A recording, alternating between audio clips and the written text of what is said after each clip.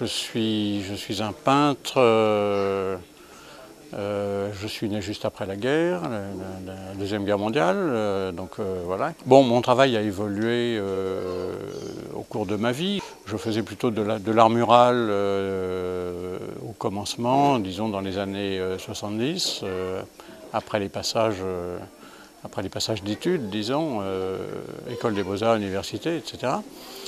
Dans la peinture, j'ai d'abord été figuratif. Je faisais une peinture qui était plutôt onirique à mes débuts, qui ensuite est devenue tout à fait abstraite. C'est-à-dire que je créais des jeux graphiques par découpage de bandes que je collais en les inversant, ce qui me donnait des images pleines d'accidents et tout à fait inattendues.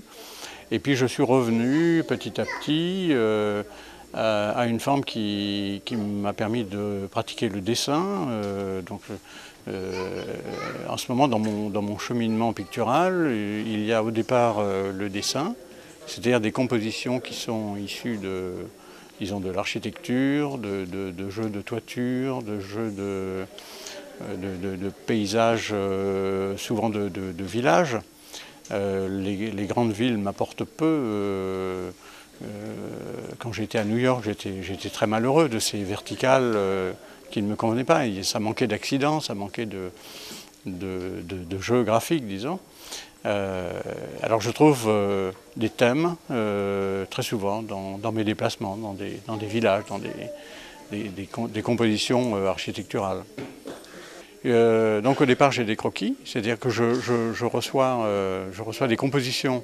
Je suis intéressé par des compositions que je transforme en jeux de surface.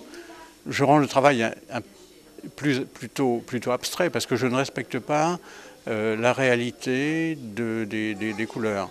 Et on sait combien la couleur est prédominante dans la peinture, mais même dans l'histoire du monde. Enfin, la couleur nous plonge dans des ambiances, la couleur fait naître des sentiments, évidemment le dessin aussi, mais ce dessin qui est au départ de mon travail disparaît au moment de la mise en couleur. C'est-à-dire que dans mon travail, je me suis rendu compte un jour qu'il n'y avait pas de traits, il ne restait plus que des surfaces.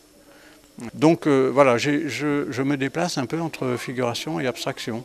Le jeu m'intéresse, la perception qu'ont de mon travail les uns et les autres varie selon que les gens ont envie de voir quelque chose ou qu'ils aiment être plongés dans une ambiance.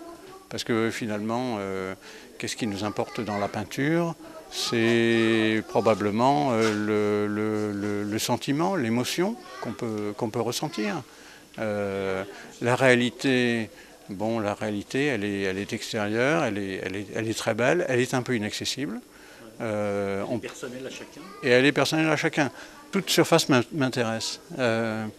Et dès qu'une surface peut être peinte, elle m'intéresse et je vais la voir. J'ai trouvé très souvent, mais aussi parce que je les cherche, des planches à découper, des battoirs à linge, des choses comme ça sur lesquelles il y a une surface qui est disponible et sur lesquelles je fais une peinture. Bon, on peut intervenir sur tout du moment qu'on le fait avec, disons, en osmose. Alors, je travaille à Paris, je travaille aussi dans le Lot, dans le département du Lot. Je coupe mon année en deux pour être dans les deux lieux, mais à chaque endroit j'ai un atelier dans lequel je reçois. Un site internet, pour donner l'adresse www.p-guercher-janin.com.